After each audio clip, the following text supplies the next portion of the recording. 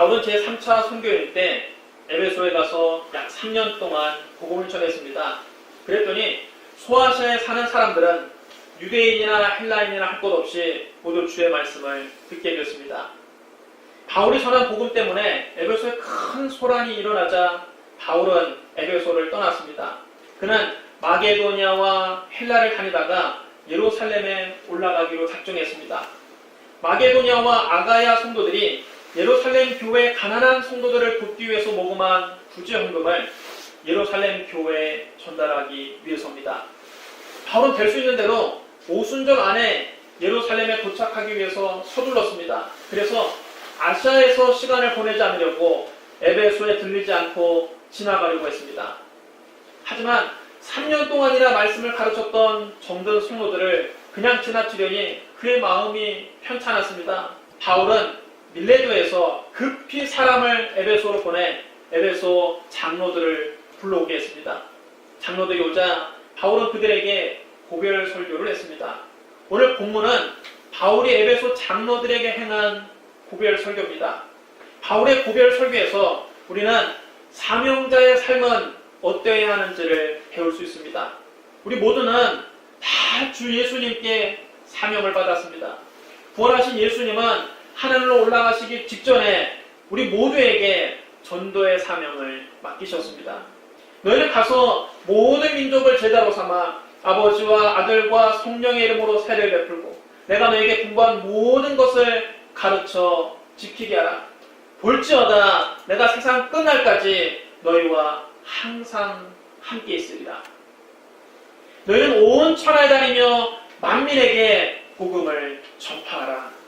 이같이 그리스도가 고난을 받고 제3일에 죽은 자 가운데서 살아날 것과 또 그의 이름으로 죄사함을 받게 하는 회개가 예루살렘에서 시작하여 모든 족속에게 전파될 것이 기록되었으니 너희는 이 모든 일의 증인이라. 아버지께서 나를 보내신 것 같이 나도 너희를 보내노라. 오직 성령이 너희에게 임하시면 너희가 권능을 받고 예루살렘과 온 유대와 사마리아와 땅끝까지 이르러 내 증인이 되리라. 그러므로 우리 모두는 주 예수님께 사명을 받은 사명자들입니다. 우리 팬분들에게 한번 인사하시 바랍니다. 당신은 사명자입니다. 당신은 사명자입니다. 여러분은 사명자입니다. 네. 사명자의 삶은 어떠해야 할까요? 7가지로 정리해서 말씀을 드리고자 합니다. 첫째로 겸손과 눈물로 복음을 전해야 합니다. 사도 바울은 말했습니다. 아시아에 들어온 첫날부터 지금까지 내가 항상 여러분 가운데 어떻게 행하였는지를 여러분도 아는 바니 곧 모든 겸손과 눈물이며. 바울은 젊은 시절에는 그렇게 겸손하지 않았습니다.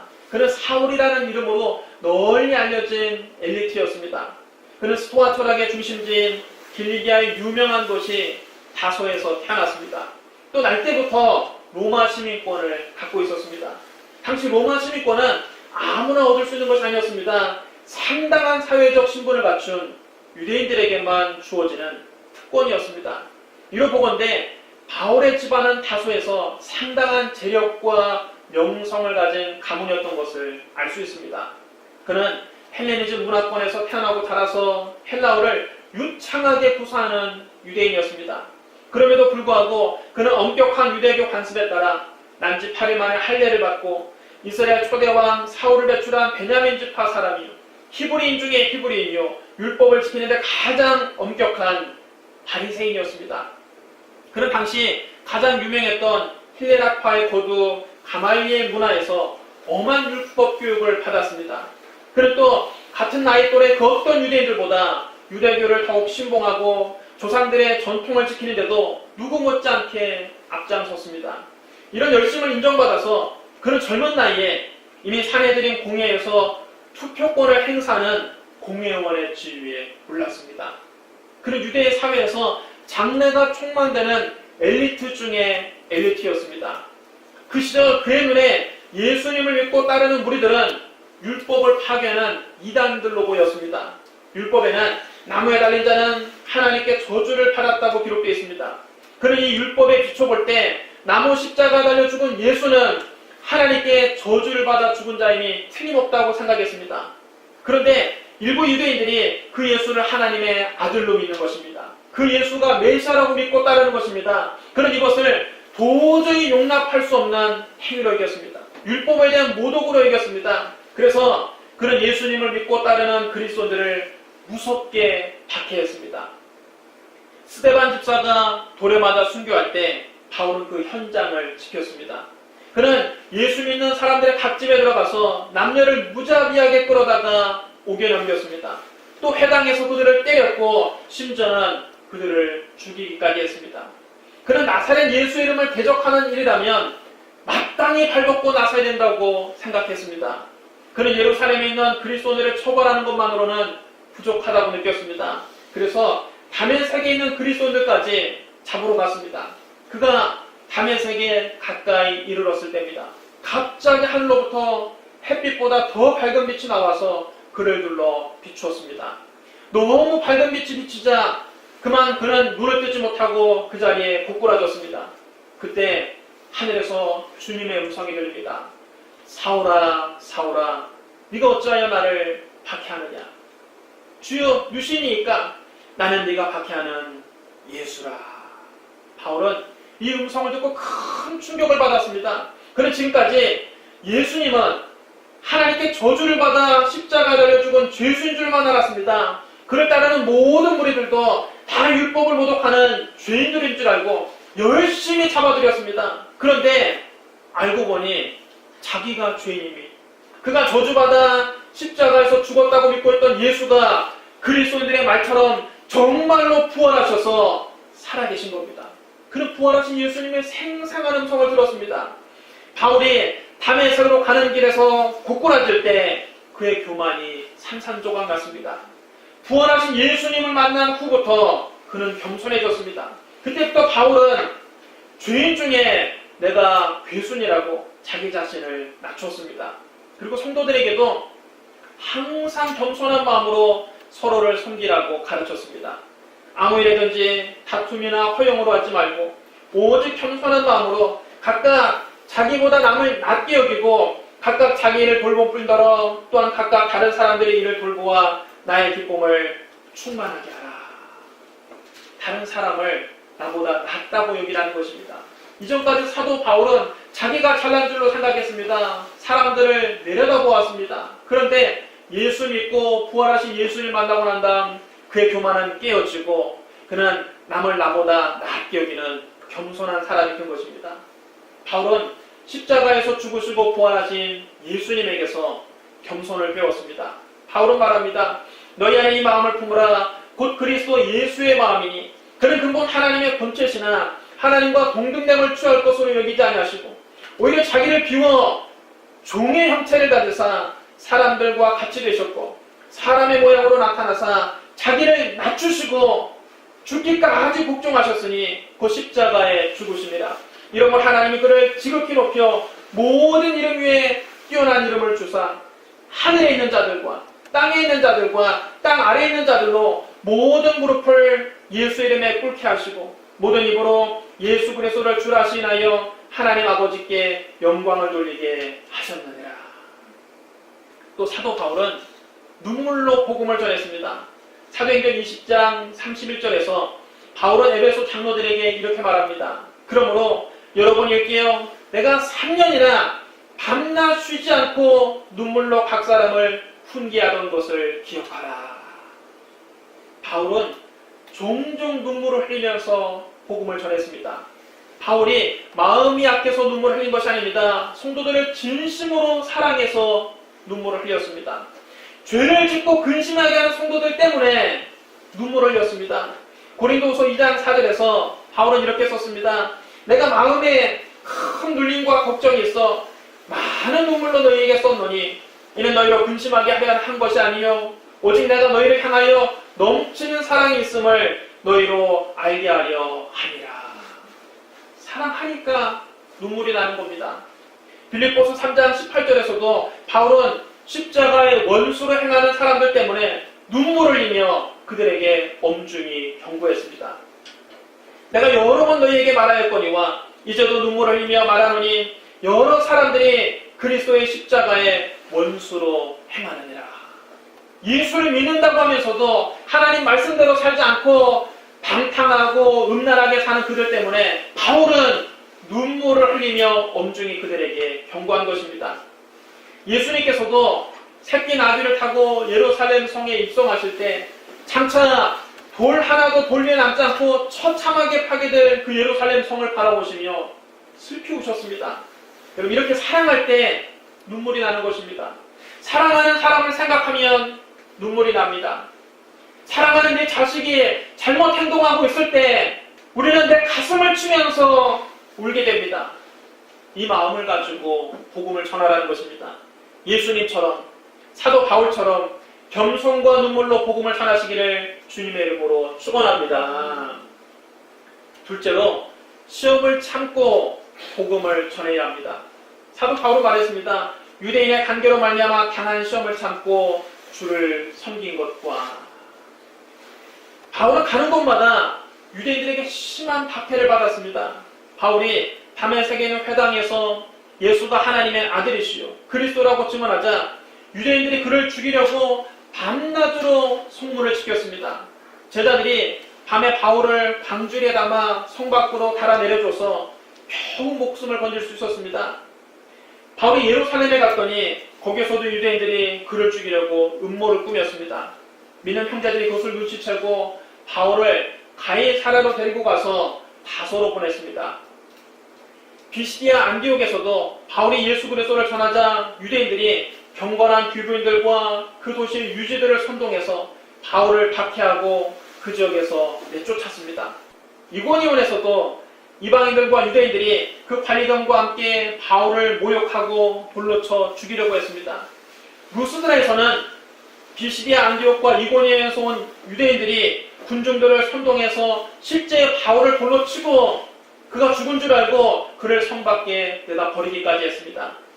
빌립보에서는 예수 그리스도의 이름으로 점치는 귀신을 쫓아냈다가 매를 맞고 감옥에 갇히기도 했습니다.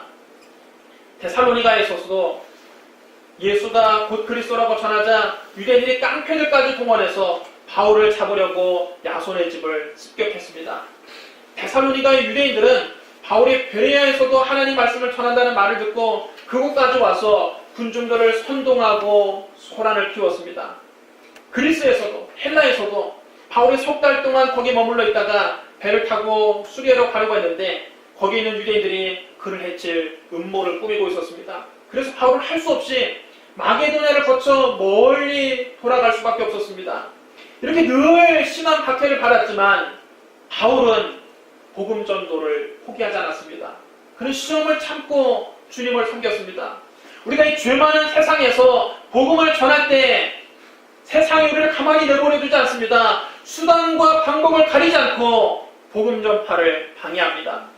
때로는 모질게 우리를 박해하기도 합니다. 그런 시험을 참고 복음을 전해야 합니다. 예수님 때문에 박해를 받으면 천국에서 상이 큽니다. 주님 말씀하셨습니다. 의를 위하여 박해를 받는 자는 복이 있나니 천국이 그들의 것입니다. 나로 말미암아 너희를 욕하고 박해하고 거짓으로 너희를 거슬러 모든 악한 말을 할 때에는 너희에게 복이 있나니 기뻐하고 즐거워하라. 하늘에서 너희의 상이 큼이라. 너희 편에 있던 선자들도 이같이 박해하였느니라. 그럼 여러분, 환난과 핍박 당할 때에도 이 신앙을 지키고 이 피 묻은 십자가 복음을 전하는 저와 여러분이 되시기를 주님의 이름으로 축원합니다. 셋째로, 거리낌 없이 복음을 전해야 합니다. 사도행전 20장 20절 말씀을 같이 읽겠습니다. 20절 말씀 우리 큰 소리로 함께 읽겠습니다. 시작. 유익한 것은 무엇이든지 공중 앞에서나 각집에서나 거리낌 없이 여러분에게 전하여 가르치고. 사도 바울은 성도들에게 필요한 말씀은 주저하지 않고 당당하게 전했습니다. 에스겔 33장에 보면 이런 말씀이 나옵니다.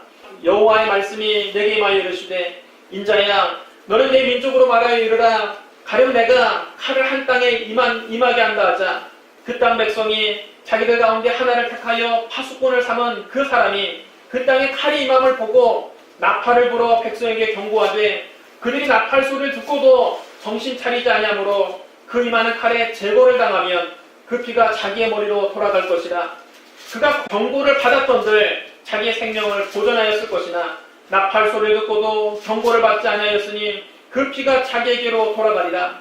그러나 칼이 임함을 파수꾼이 보고도 나팔을 불지 아니하여 백성에게 경고하지 아니하므로 그 중에 한 사람이 그 임하는 칼에 제거당하면 그는 자기 죄악으로 말미암아 제거되려니와 그 죄는 내가 파수꾼의 손에서 찾으리라. 인자야, 내가 너를 이스라엘 족속의 파수꾼으로 삼음이 이와 같으니라. 그런즉 너는 내 입의 말을 듣고 나를 대신하여 그들에게 경고할지어다. 파수꾼의 사명은 전쟁이 닥치는 것을 보면 나팔을 불어서 성 안에 살고 있는 주민들에게 알려주는 것입니다. 빨리 대피하라고 알려주는 것입니다. 만약 파수꾼이 위험에 닥치는 상황에 나팔을 불지 않아서 주민들이 죽게 되면 하나님께서 그 죄를 파수꾼에게 물으시겠다는 것입니다. 하지만 파수꾼이 나팔을 불어서 위험이 왔음을 알렸는데도 불구하고 주민들이 그 나팔 소리를 듣고도 대피하지 않아서 죽게 된다면 그 죽음에 대한 책임은 그 주민들에게 있다는 것입니다. 사도 바울은 복음의 파수꾼으로서 성도들이 들어야 할 하나님의 말씀을 가감 없이 다 전했습니다. 따라서 에베소 교인 중에 구원받지 못하는 사람이 있다면 이제 그것은 자신의 책임이 아니라는 것입니다. 자기가 할 수 있는 일을 다 했기 때문에 이제 그 복음을 받아들이느냐 받아들이지 않느냐는 에베소 교회 성도들 자신에게 있다는 것입니다. 사도 바울은 말했습니다. 보라, 내가 여러분 중에 왕래하며 하나님의 나라를 전파하였으나 이제는 여러분이 다 내 얼굴을 다시 보지 못할 줄 아노라. 그러므로 오늘 여러분에게 증언하거니와 모든 사람의 피에 대하여 내가 깨끗하니 이는 내가 꺼리지 않고 하나님의 뜻을 다 여러분에게 전하였습니다. 진짜 주의 종은 하나님의 말씀을 가감없이 다 전하지만 가짜 주의 종은 성도들이 듣고 싶어하는 말만 전합니다. 진짜 주의 종은 하나님의 뜻이 무엇인가를 살피지만 가짜 주의 종은 성도들의 눈치를 살핍니다. 진짜 주의 종은 하나님을 기쁘시게 하지만 가짜 주의 종은 사람을 기쁘게 하려고 애를 씁니다. 진짜 주의 종은 오직 하나님께 옳게 여기심을 얻기 위하여 담대하게 복음을 전하지만 가짜 주의 종은 사람을 끌어모으기 위해서 사람들에게 아첨하는 말을 합니다. 사도 바울은 에베소 장로들에게 자신이 떠난 후에 가짜 주의 종이 나타날 것을 경고했습니다.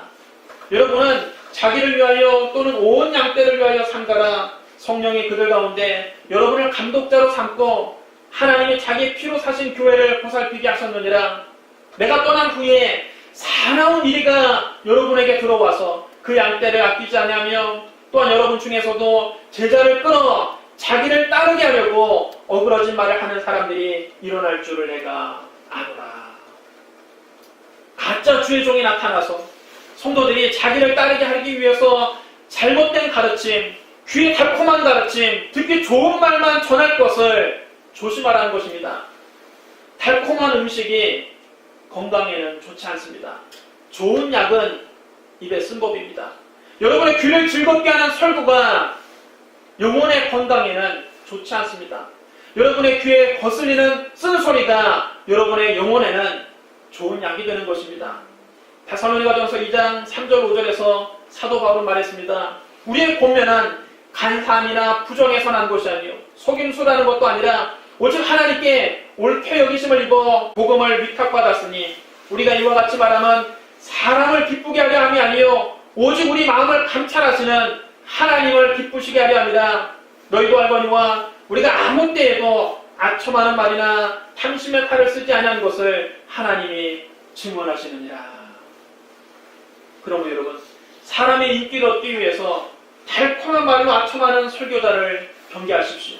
때로는 추상 같은 꾸지람도 마다하지 않는 설교자가 진실한 주의 종입니다.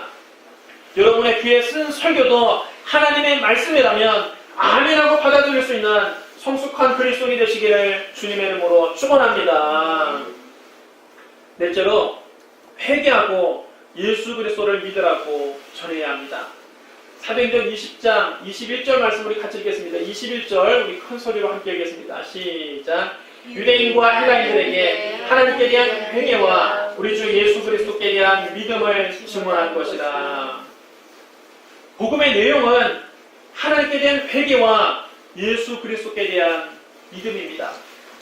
회개하라, 천국이 가까이 왔느니라.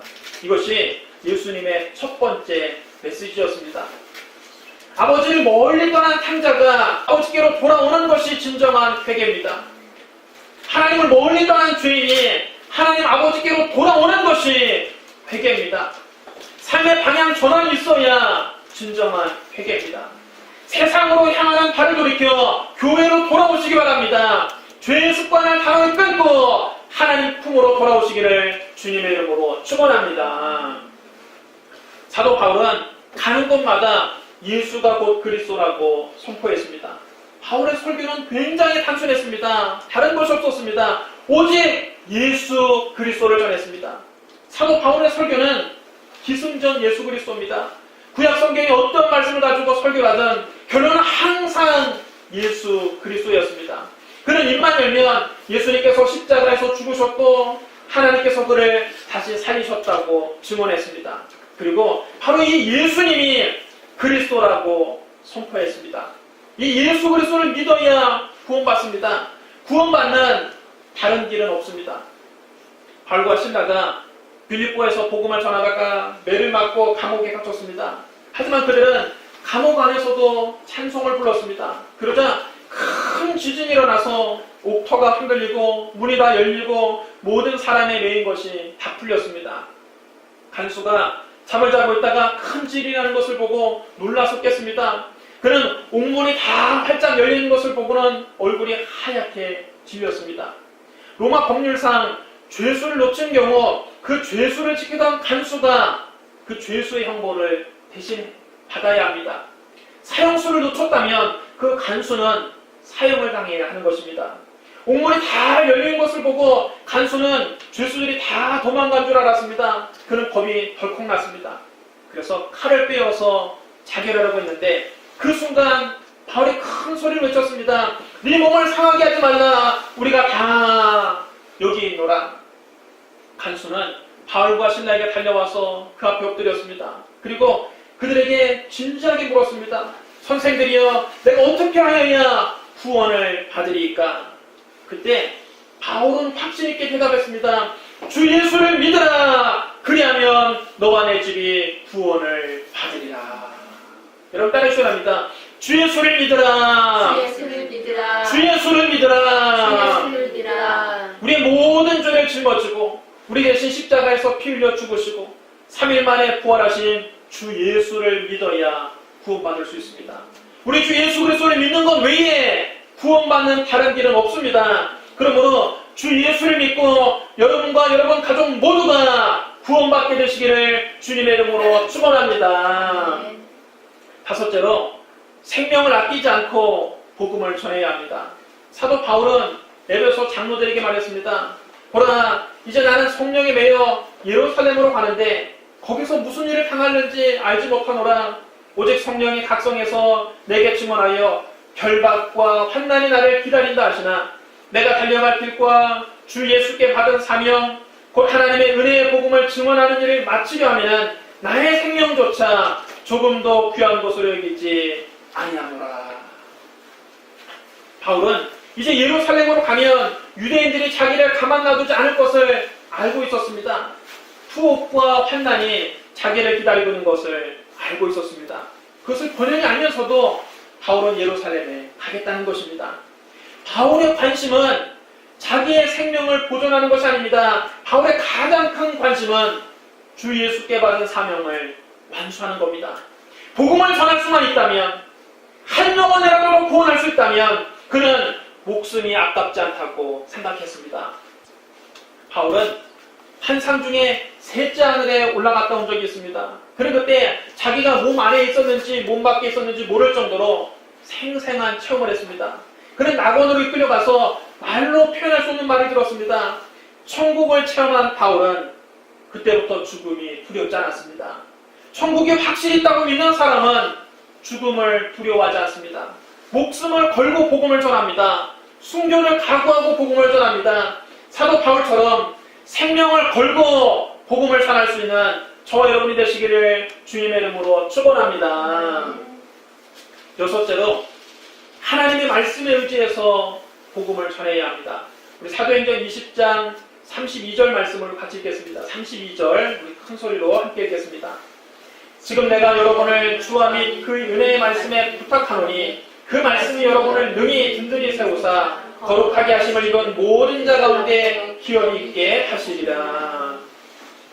사도 바울은 하나님의 말씀이 우리 사역의 중심이 되어야 한다고 강조했습니다. 신앙생활에 있어서 하나님의 말씀은 아무리 강조해도 지나치지 않습니다. 우리는 말씀을 통해서 예수님을 알게 되었고 말씀을 통해서 믿음을 갖게 됐습니다. 믿음은 들음에서 나며 들음은 그리스도의 말씀으로 말미암았느니라.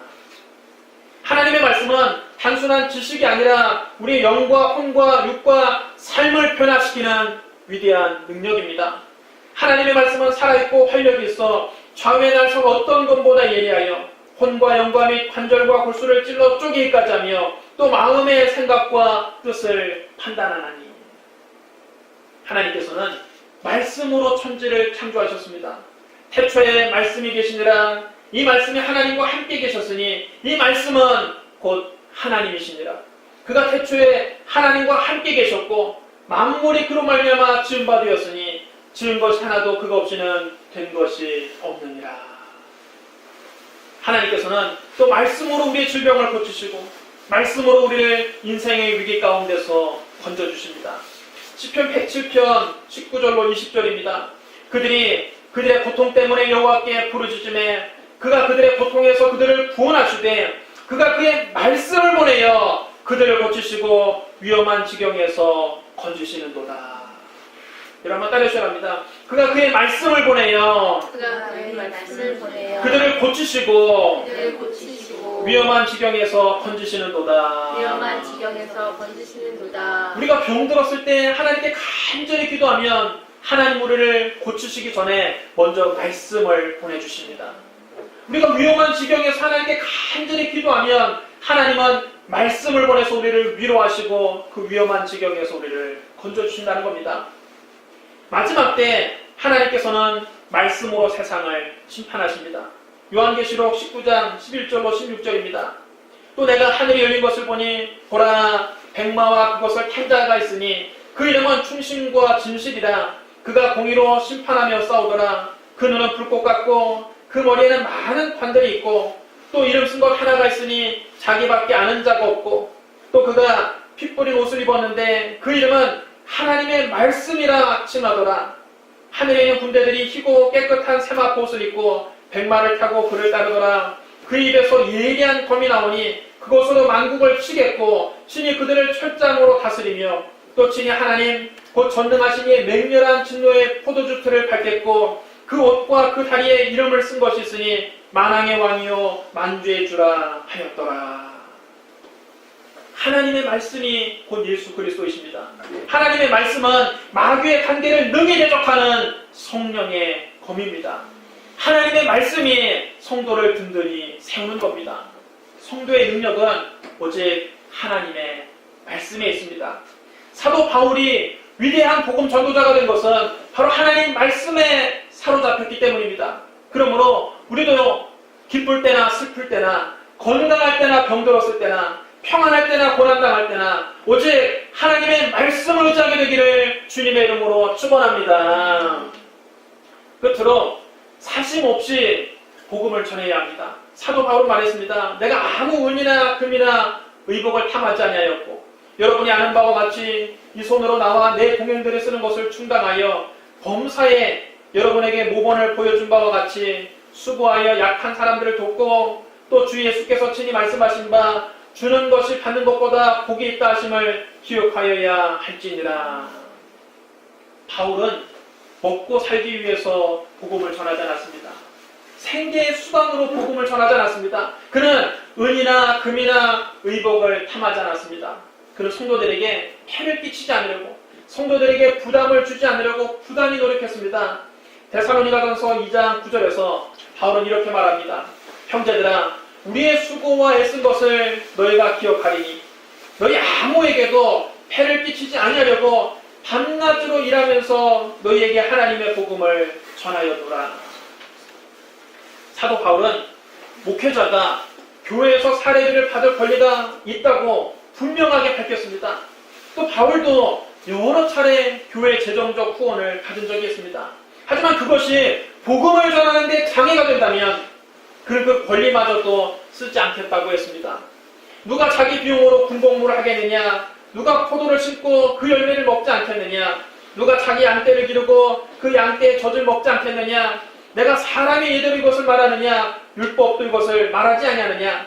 모세 율법에 곡식을 밟아 떠는 소에게 망을 씌우지 말라 기록하였으니 하나님께서 어찌 소들을 위하여 염려하심이냐? 오로지 우리를 위하여 말씀하심이 아니냐?